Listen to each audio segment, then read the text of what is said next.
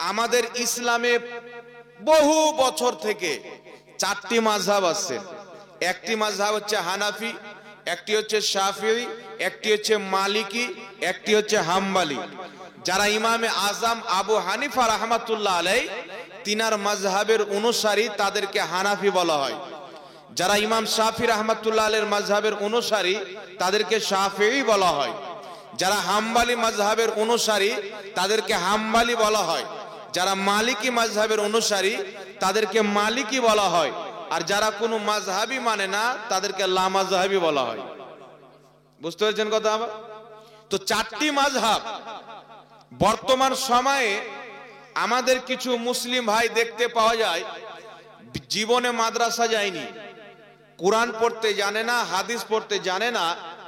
ওই রকম একজন মুসলিম ভাই মাযহাবের বিরুদ্ধে কথা বলে যে মাযহাব মানার দরকার কি, মাযহাব মানা চলবে না। রাসূল পাক বলেছেন সুনানুল কুবরার হাদিস, তোমরা কোনো ব্যক্তির তাকলিদ করিও না। তো শুনেন, যারা চার মাযহাবের অনুসারী তারা কোনো ব্যক্তির তাকলিদ করে না। কারণ এই চার মাযহাবের ইমাম, ইমাম মালিক, ইমাম শাফি, ইমাম আবু হানিফা, ইমাম আহমদ বিন হাম্বল, এই চারজন ইমাম আল্লাহ পাকের পবিত্র কুরআন এবং নবী মুস্তাফার পবিত্র হাদিস এবং সাহাবায়ে কেরামের পবিত্র ফতোয়াকে লক্ষ্য করে সেই অনুযায়ী যেই মাসআলাগুলি আমাদের সামনে চন্দ্র সূর্যের মতন আলো করে দিয়েছেন, আমরা সেই কুরআন এবং সুন্নাহ অনুযায়ী তিনারা যেই ফতোয়া দিয়েছেন আমরা ওই ফতোয়ার তাকলিদ করি। জোরে বল সুবহানাল্লাহ। নারে তাকবীর, নারে তাকবীর, নারে রিসালাত, নারে রিসালাত, মাসলাকে আলা হযরত। সুবহানাল্লাহ। এখন যদি আমি বলি যেই ব্যক্তি বিবাহ করতে যাবে, বিবাহ করতে যাওয়ার পূর্বে গ্রামের 7টা পুকুরে তাকে গা ধুতে হবে, কেউ মানবেন? মানবেন? কেউ মানবেন না। আমি যদি বলি কেউ যদি সকালে বিবাহ করে তো ছেলের মা বাবাকে পুরো গ্রাম খালি গায়ে ঘুরতে হবে, কেউ মানবেন? মানবে না না? তাহলে কি ব্যাপার? আমরা যখন চারটি মাযহাবের ইতিহাসকে পড়ি, যদি আমি আপনাদেরকে বলি আমার নবী বলেছেন বিয়ে করতে যাওয়ার পূর্বে অমুক কাজটি করো, মানবেন কি মানবেন না? আমার আল্লাহর কালাম বলছে অমুক কাজটি করো, মানবেন কি মানবেন না? সাহাবায়ে কেরাম এই কাজটি করেছেন বিয়ে করতে যাওয়ার পূর্বে, মানবেন কি মানবেন না? তাহলে কি বুঝা গেল? আমি ব্যক্তিগত ফতোয়া দিলাম তো আপনার মতন সাধারণ লোক মানতে পারছেন না, আপনাদের মতন সাধারণ পাবলিক বিশ্বাস করছেন না। কিন্তু যখন কোরআনের কথা বলছি, হাদিসের কথা বলতেছি, সাহাবার কথা বলতেছি, সবাই মানতে প্রস্তুত। তো কি বুঝতে পারলেন? যুগ যুগ থেকে বড় বড় ইমাম, ইমাম জালালউদ্দিন সিয়ুতি মাযহাবের অনুসার মাযহাব মাননে वाला, ইমাম বদরুদ্দিন আইনি মাযহাব মাননে वाला, ইমাম ইবনে হাজার আসকালানি মাযহাব মাননে वाला, इमाम नबवी मजहब मानने वाला, इमाम मुल्ला अली कारी मजहब मानने वाला, इमाम इस्माइल हक़ी मजहब मानने वाला, इमाम मोहम्मद मजहब मानने वाला। अरे जो तो इमाम आছেন অধিকাংশ ইমাম সবাই মাযহাব মেনেছেন। এর মানে কি? আপনার মতন সাধারণ লোক যদি ব্যক্তির তাকলিদ না করে, ব্যক্তিগত কথা না মানে, তাহলে এত বড় ইমামরা কি ব্যক্তির তাকলিদ করেছে? ব্যক্তির কথা মেনেছে? কথা আমার বুঝতে পারছেন আপনারা? বুঝতে পারছেন? আমার বলার উদ্দেশ্য হচ্ছে আমি আপনাদেরকে নিজের কথা বললাম, আপনারা মানছেন না। তাহলে ইমাম নববী রাহমাতুল্লাহ আলাইহি যিনি মুহাদ্দিস, লক্ষ লক্ষ হাদিসের হাফিজ, ইমাম জালালউদ্দিন সিয়ুতি জগৎ বিখ্যাত মুহাদ্দিস, জগৎ বিখ্যাত মুফাসসির, যিনি কমবেশ 500টি কিতাব লিখেছেন, হাদিসের কিতাব, তাফসীরের কিতাব, সিরাতের কিতাব, তারিখের কিতাব। এত বড় বড় ইমাম, ইমাম ইবনে হাজার আসকালানি রাহমাতুল্লাহ আলাইহি যিনি আসমা ও রিজালের প্রতি অনেক কিতাব লিখেছেন, ইমাম মুল্লা আলী কারি রাহমাতুল্লাহ আলাইহি 11 শতাব্দীর মুজাদ্দিদ, ইমাম ইসমাইল হক্কি, এত বড় বড় ইমামরা কি ইমামে আজম আবু হানিফার তাকলিদ করে, ব্যক্তিগত তাকলিদ করে ভুল করেছেন? ইমাম শাফির তাকলিদ করতে গিয়ে ভুল করেছেন। আপনার মতন সাধারণ লোক যদি ব্যক্তির ফতোয়া না মানে, তাহলে এত বড় ইমামরা ব্যক্তির নবীর ফতোয়া মানিনি। সকল ইমামের বিশ্বাস ছিল, আকীদা ছিল, তাদের ধারণা ছিল যে চার ইমাম যেইগুলো নিজের মাযহাবের মধ্যে বয়ান করেছেন, প্রত্যেকটি বয়ান তাদের, প্রত্যেকটি ফতোয়া আল্লাহর কোরআনের অনুযায়ী, নবীর হাদিস অনুযায়ী। জোরে বল সুবহানাল্লাহ, সুবহানাল্লাহ। সকল ইমামের মাননা ছিল, হক হ্যাঁ। তাদের বিশ্বাস ছিল যে চার ইমাম যে নিজের মাযহাবকে প্রতিষ্ঠিত করেছেন, তো ব্যক্তিগত ফতোয়া দিয়ে না, আল্লাহর কোরআনের আয়াত দিয়ে, নবী মুস্তাফার হাদিস দিয়ে, সাহাবায়ে কেরামের আকওয়াল দিয়ে। তার কারণে বড় বড় ইমাম, ইমাম ইবনে হাজার আসকালানী কে জানেন? ৩-৪ লক্ষ হাদিসের হাফিজ, যিনি অগণিত কিতাব লিখেছেন। ইমাম জালালউদ্দিন সিউতি কে জানেন? লক্ষ লক্ষ হাদিসের হাফিজ, যিনি হাদিসের কিতাব লিখেছেন, তাফসীরের কিতাব লিখেছেন, সিরাতের কিতাব লিখেছেন, তারিখের কিতাব লিখেছেন, ফতোয়ার কিতাব লিখেছেন। তো এত বড় বড় ইমাম 4 লক্ষ হাদিস জাননে वाला, 5 লক্ষ হাদিস জাননে वाला, 6 লক্ষ হাদিস জাননে वाला, 16 লক্ষ হাদিস জাননে वाला, 2.5 লক্ষ হাদিস জাননে वाला, এত বড় বড় ইমাম এত গভীর জ্ঞান রাখার পরেও ইমামে আজম আবু হানিফার তাকলিদ করেছেন, কেউ ইমামে শাফির তাকলিদ করেছেন। তো বুঝা কি গেল? চারই মাযহাব কোরআন এবং হাদিস অনুযায়ী, এই চার মাযহাবের মধ্যে কোরআন এবং হাদিসের বিপক্ষে কোনো ফতোয়া, কোনো মাসআলা নাই। জোরে বলেন সুবহানাল্লাহ, সুবহানাল্লাহ। তাই মুসলিম উম্মাহর ইজমা যে চারটি মাযহাবই সহিহ। এই চার মাযহাব আমাদেরকে ফিরকায় বন্টন হওয়া থেকে হেফাজত করেছেন। একটু লক্ষ্য করে শুনবেন, এই যে চারটি মাযহাব আছে, আমাদেরকে টুকরা টুকরা হওয়া থেকে হেফাজত করেছেন। কেন জানেন? আমার মতন মৌলবি বেরিয়ে যেত, যদি চারটা মাযহাব না থাকতো আমার মতন মৌলবি বেরিয়ে যেত। শেখপাড়ার মাদ্রাসাতে এসে আমার মতন মৌলবি নিজের মন গড়া ফতোয়া দিয়ে দিত, নিজের ব্যাখ্যা করত, দলিল কোরআন থেকে দিত, দলিল হাদিস থেকে দিত, কিন্তু নিজের মতলবের মানা বের করত, অনুবাদ করে আপনাদেরকে গোটা শেখপাড়াকে নিজের মুকাল্লিদ বানিয়ে নিত। এইদিকে ইসলামপুরে কোনো মৌলবি ওদেরকে নিজের মুকাল্লিদ বানিয়ে নিত, এইদিকে বহরমপুরে কোনো মৌলবি নিজের মুকাল্লিদ বানিয়ে নিত। তাহলে যুগে যুগে যত মৌলবি হতো তত মাযহাব হতো। বুঝতে পারছেন কথা আমার? যত মৌলবি হতো তত মাযহাব হতো। এটা আল্লাহ পাকের মেহেরবানি, নবী মুস্তাফার দোয়া এবং নবী পাক সাল্লাল্লাহু আলাইহি সাল্লামের নিগাহে কারাম, যে চারটি মাযহাবের প্রতি সমস্ত উম্মতের ইজমা হয়ে গেছে। তাই মুসলমান চারটি মাযহাবের মধ্যে রয়েছেন, 5 এবং 6 নম্বরে যায়নি। জোরে বল সুবহানাল্লাহ। যদি চারটি মাযহাব না হতো, কোটি কোটি মাযহাব তৈরি হতো, আরব খারব মাযহাব তৈরি হতো। যটা মুসলমান তৈ রকম আমল হতো, যত হাজার মুসলমান তৈ রকম আমল হতো। তো চারটি মাযহাব এসে আমাদেরকে ফিরকা হতে বাঁচিয়েছে। জোরে বলো না সুবহানাল্লাহ। এইবার একটি কথা শুনেন বেরাদর ইসলাম, মানুষের সামনে এখন মাযহাবগুলি, আমি 3টি মাযহাবের কথা বাদ দিচ্ছি, একটি মাযহাবের কথা বলছি। আমার বক্তব্য পুরো শুনবেন, তাহলে বুঝতে পারবেন, 2-1 মিনিট শুনে বুঝতে পারবেন না। 3টি মাযহাবের কথা বাদ দিয়ে একটি মাযহাবের কথা বলতেছি, হানাফি মাযহাব। কারণ আমরা হচ্ছি হানাফি মাযহাবের মান্যকারী। হানাফি, আমাদের নামাজ হানাফি মাযহাব অনুযায়ী, আমাদের রোজা হানাফি মাযহাব অনুযায়ী, সবকিছু আমাদের হানাফি মাযহাব অনুযায়ী। তাই হানাফি মাযহাবের কথা বলছি, শুনেন। এখন কিছু লোক বেরিয়ে বলছে কোনো মাযহাব মানা যাবে না। এতদিন 4টা মাযহাব ছিল, এরা কোনো মাযহাব মানা যাবে না বলে একটি মাযহাব বাড়ালো কি বাড়ালো না? এই বাড়িয়েছি কি বাড়ায়নি? 5টি করে দিয়েছি কি করেনি?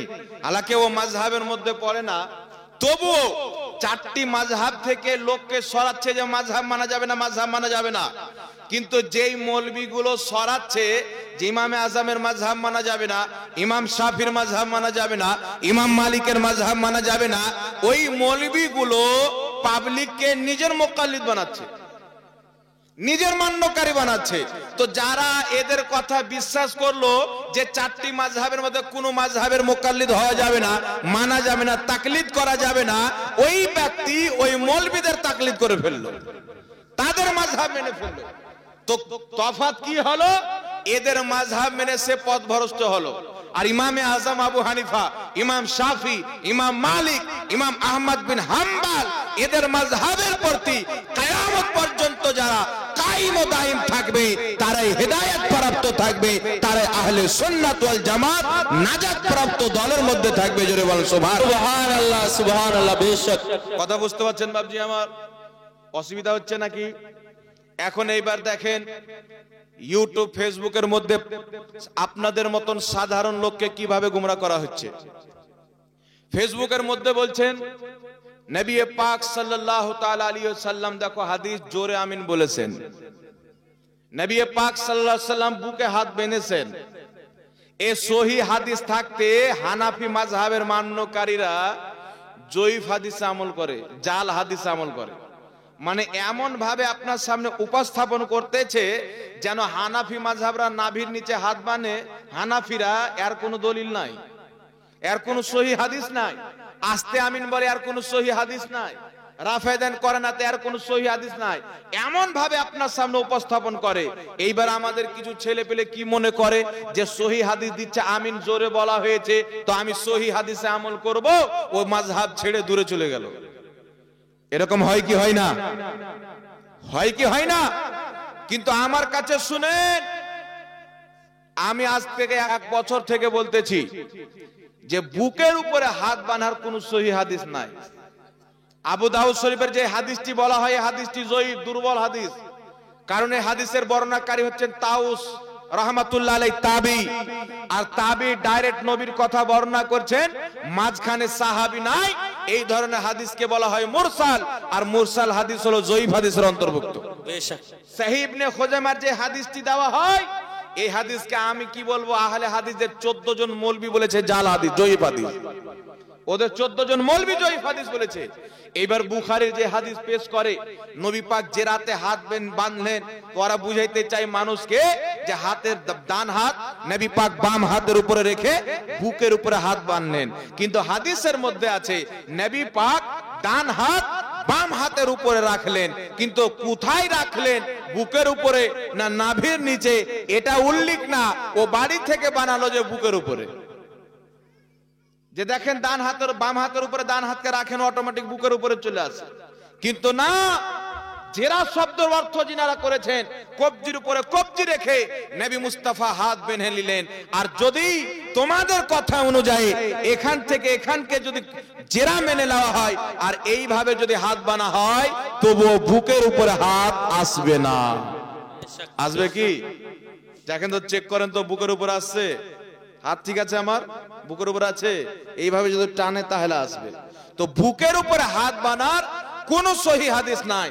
যত আহলে হাদিস নাম দিয়ে মৌলবি বেরিয়েছে, এরা হাদিসের সঙ্গে জালিয়াতি এবং মুসলমানের সঙ্গে ধোঁকাবাজি করার জন্য মানুষকে বুঝাচ্ছে যে বুকের উপরে হাত বাঁধার অনেক সহি হাদিস আছে। আমি চ্যালেঞ্জ করছি, আমার বেঁচে থাকা পর্যন্ত বুকের উপরে হাত বানার এই বাংলার মাটিতে কোন মৌলবি যদি থাকে যারা মানুষকে গোমরাহ করে, বুকের উপরে হাত বাঁধার একটা সহিহ হাদিস যদি দেখাইতে পারে যে নবী পাক সাল্লাল্লাহু আলাইহি ওয়াসাল্লাম বুকের উপরে হাত বেঁধেছেন, যদি কেউ সহিহ হাদিস দেখাইতে পারে, আমি 1 লাখ টাকা বলেছিলাম, 1 লাখ টাকা না, এখন কেউ যদি দেখাইতে পারে আমি তাকে 5 লক্ষ টাকা পুরস্কার দেব। নারে তাকবীর, নারে তাকবীর।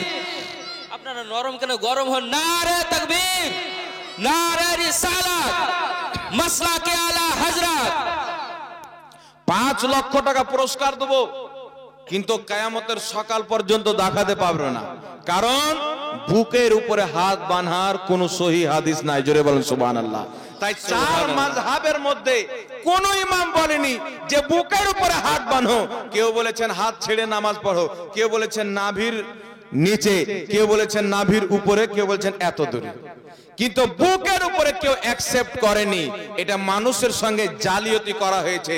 হাদিস জয়ীফ হাদিসকে সহি বাংলা কিতাবে লিখে, জাল হাদিসকে সহি লিখে যুবকদের হাতে দিয়ে দেওয়া হচ্ছে, মাস্টারদের হাতে দিয়ে দেওয়া হচ্ছে, তাদের ঈমানকে নামাজকে নষ্ট করা হচ্ছে।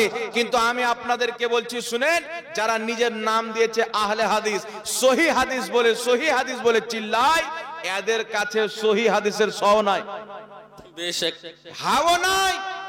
কেন নাই? আমার দিকে লক্ষ্য করেন। আহলে হাদিসদের ফতোয়া অনুযায়ী তারা নামাজের মধ্যে হারাম কাজ করে। ধ্যান দিয়ে শুনবেন, যারা আহলে হাদিসের মৌলবি তারা নিজের নামাজের মধ্যে হারাম কাজ করে তাদের ফতোয়া অনুযায়ী, আমার ফতোয়া না। কেন? আহলে হাদিসদের মৌলবি এখন বলছে যে মিনহা খালাকনাকুম বলে এই আয়াতটি পাঠ করে মাটি দেওয়া হারাম। এ বলে কি বলে না?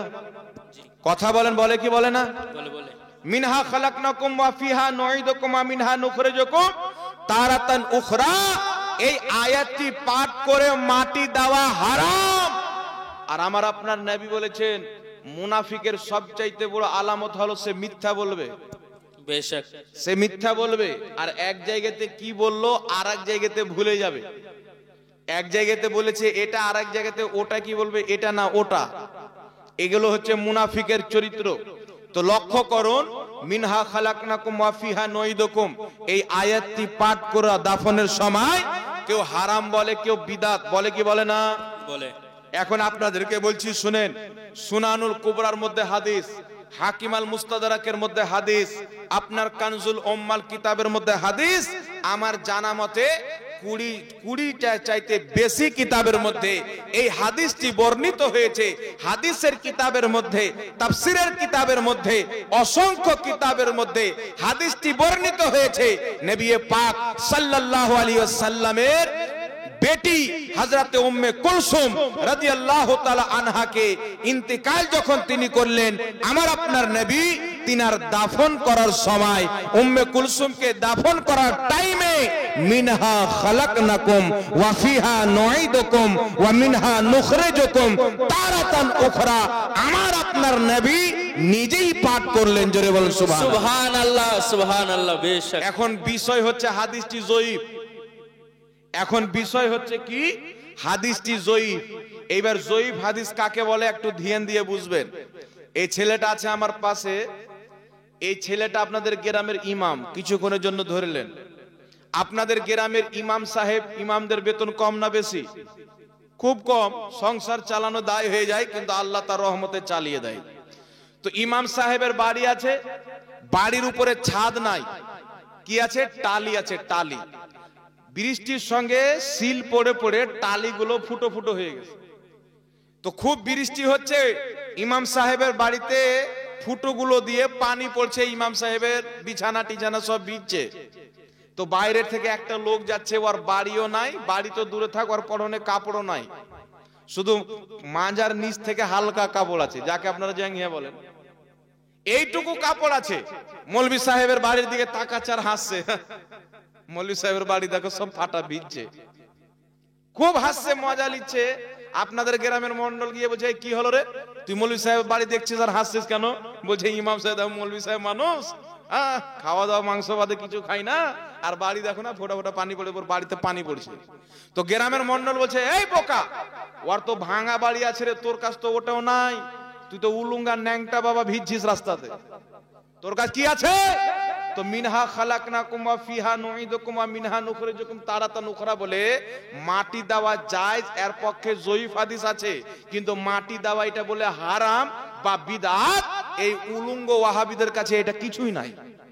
এ ন্যাংটা রাস্তাতে ভিজছে, বেশক ওর বাপ পর্যন্ত একটা জাল হাদিস যদি দেখিয়ে দেয় যে মিনহা খালাকনাকুম বলে মাটি দেওয়া হারাম, বা কোন ইমামের একটা ফাতোয়া যদি দেখিয়ে দেয়, এই ন্যাংটা ওয়াহাবিদের সারা জীবন ভর আমি গোলামি করবো, কিন্তু ওর বাপ পর্যন্ত দেখাইতে পারবে না, কিয়ামতের সকাল পর্যন্ত দেখাতে পারবে না।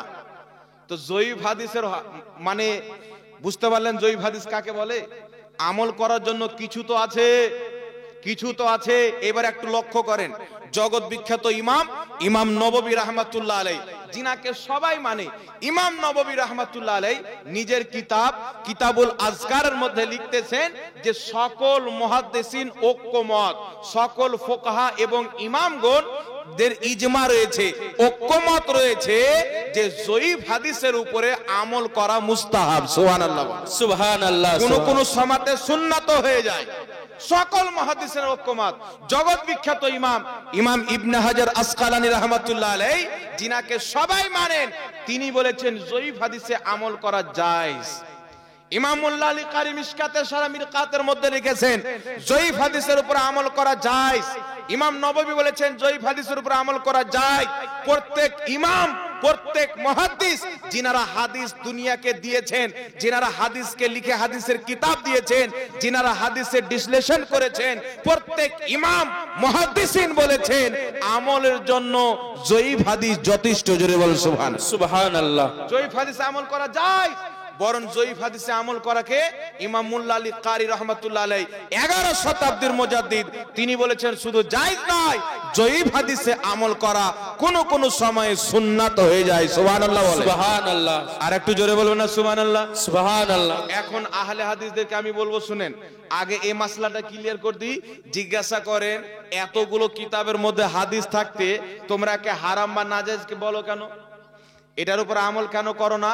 তো তারা বলবে হাদিসটি খুব দুর্বল। খুব লাগাবে, মানে খুব শব্দটা লাগিয়ে পাবলিককে বুঝাবে যে হাদিসই লয়, কিন্তু জয়ীফ হাদিসও হাদিস। একটি উদাহরণ আপনাকে দিয়ে দিই, আমি এখানে বক্তব্য দিচ্ছি, আপনারা সবাই শ্রবণ করছেন।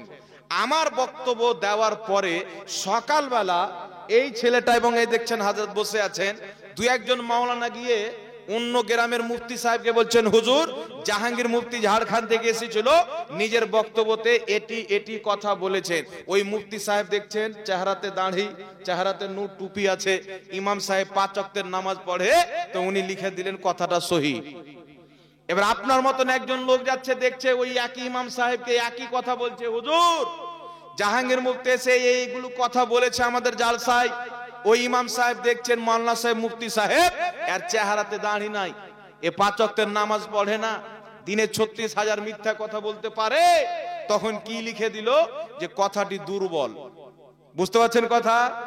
কিন্তু কথাটি একই। বর্ণনাকারী পরহেজগার মুত্তাকি শক্তিশালী হওয়ার কারণে হাদিসটি সহিহ, আর বর্ণনাকারী দুর্বল হওয়ার কারণে হাদিসটি জয়ীফ। কিন্তু জয়ীফ হাদিস যে একেবারে হাদিসই না, এটা শরীয়তের বিধান না, এটা শরীয়তের বিধান না। তারপরে শুনেন, একজন আহলে হাদিসের সঙ্গে আমার তর্ক হলো, মৌলভী সাহেব বলছেন জয়ীফ হাদিস, তাই জয়ীফ হাদিস আমল করা যাবে না, হারাম আছে, বিদআত আছে, নাজায়েজ আছে।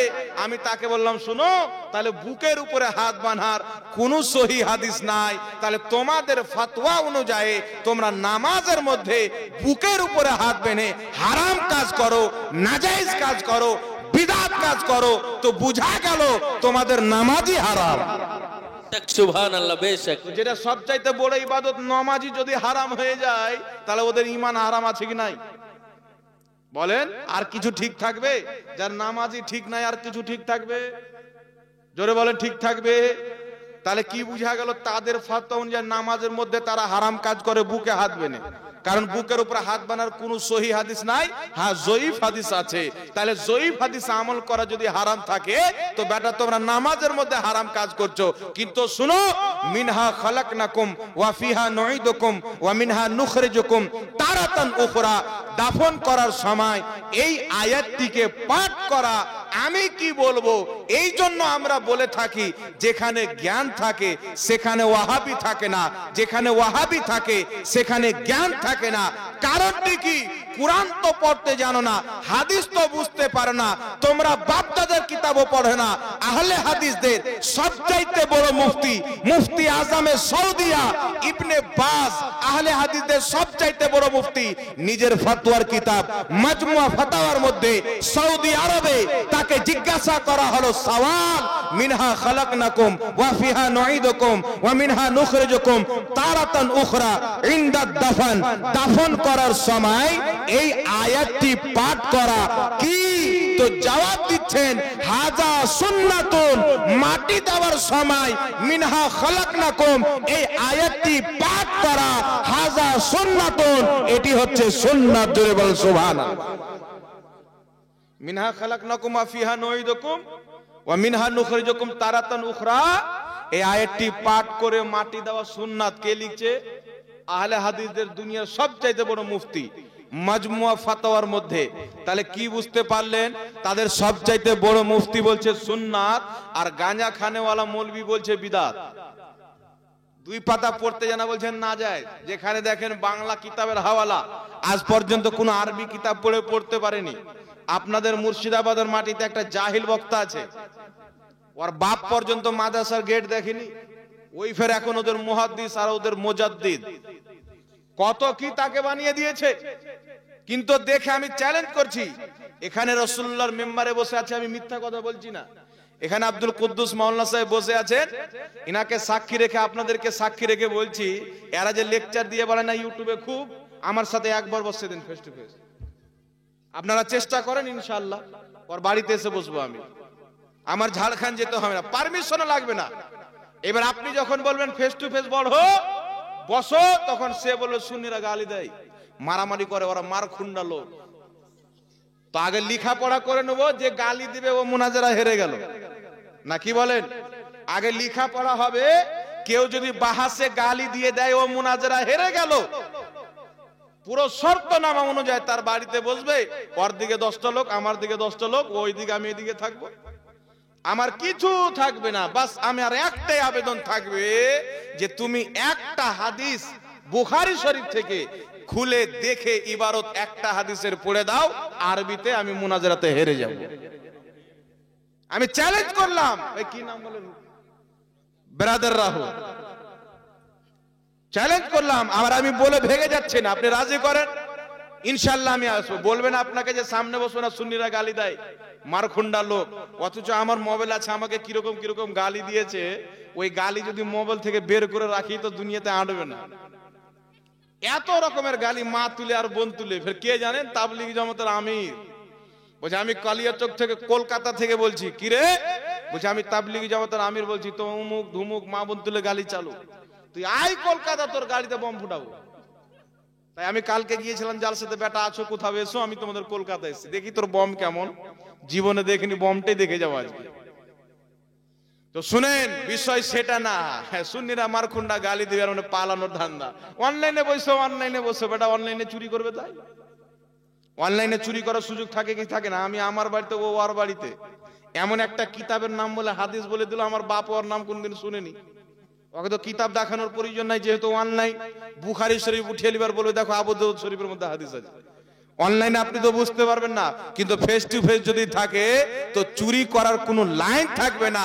আর আহলে হাদিস অতক্ষণ পর্যন্ত হালাল জাদা হবে না যতক্ষণ পর্যন্ত কোরআন বা হাদিস থেকে কিছু চুরি করবে না।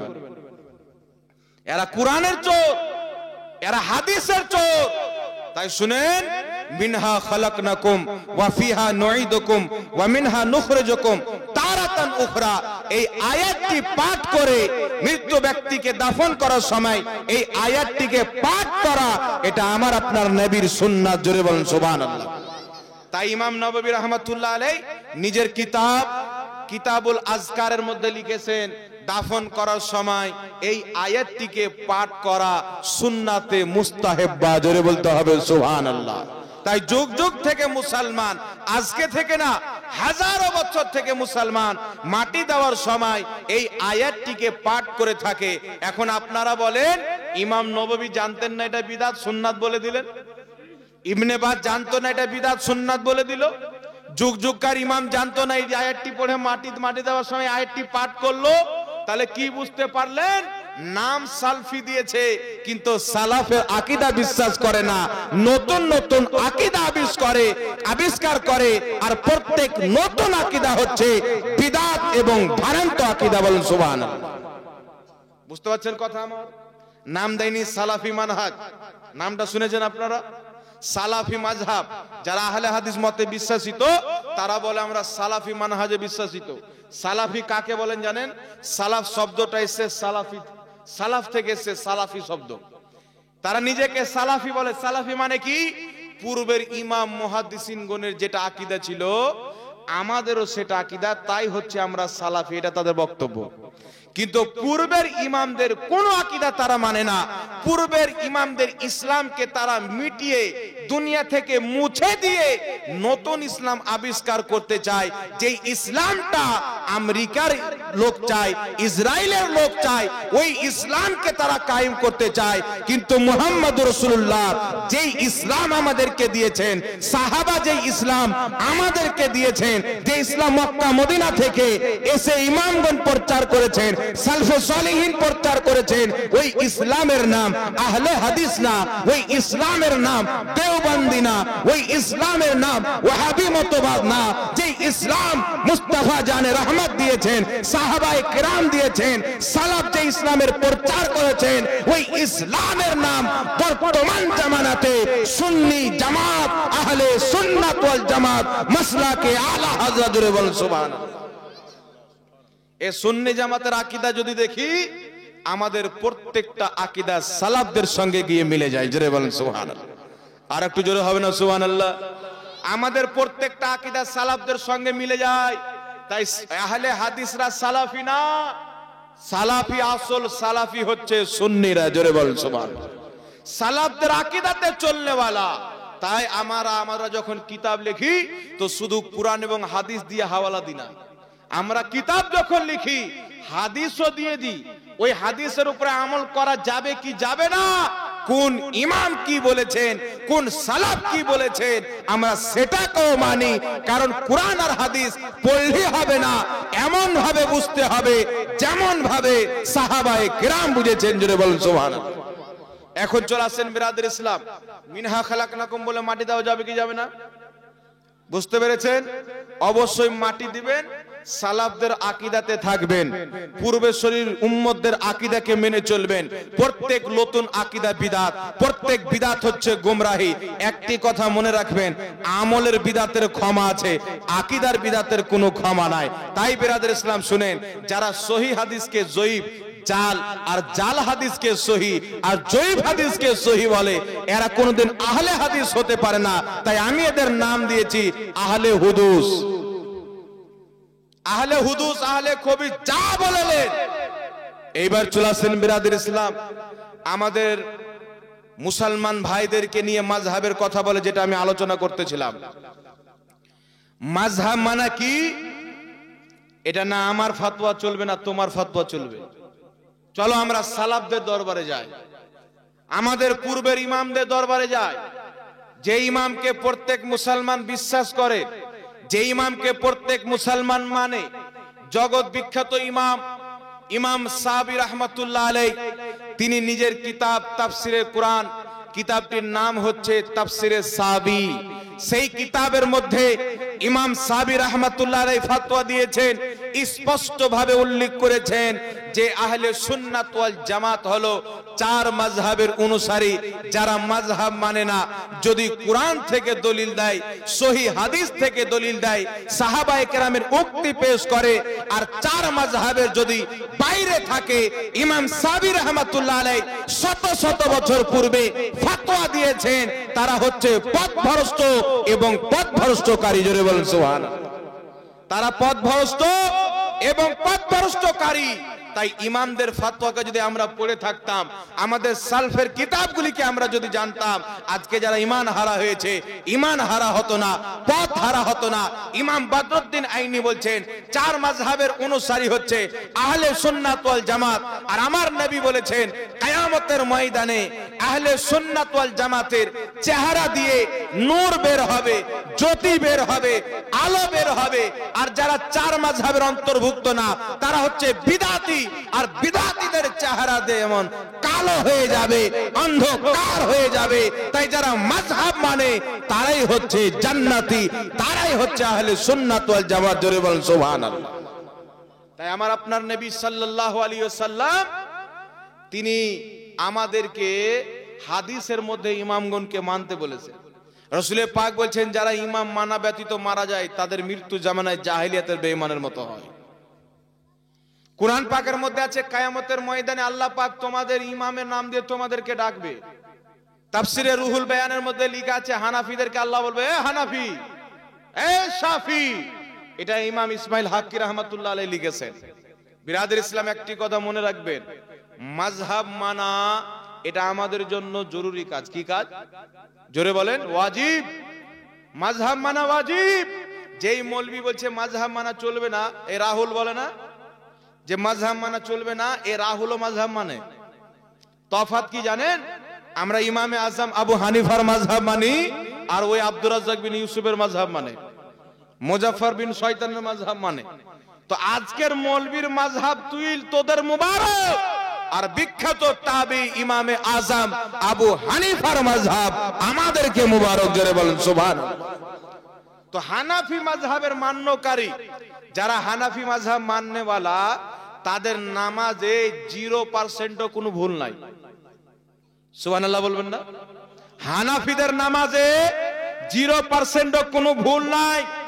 একটু লক্ষ্য করে শুনেন, আমি আপনাদেরকে সর্বপ্রথম একটি যুক্তি দিয়ে বুঝাচ্ছি, তারপরে দলিল দিয়ে বুঝাবো। যুক্তিটি হচ্ছে, ইমামে আজম আবু হানিফা রাহমাতুল্লাহ আলাইহি একটা না দুটা না, উনি নিজের চোখে 70 জন চাইতে বেশি সাহাবীকে নিজের ঈমানের চোখে দেখেছেন। সুবহানাল্লাহ বলেন। ঈমানের চোখে দেখেছেন। আজকে যেই মৌলবি আপনাকে নামাজ শিক্ষা দেয়, সহি নামাজ বলে, এটা সহি নামাজ, ও কোথায় থেকে শিক্ষা দেয়?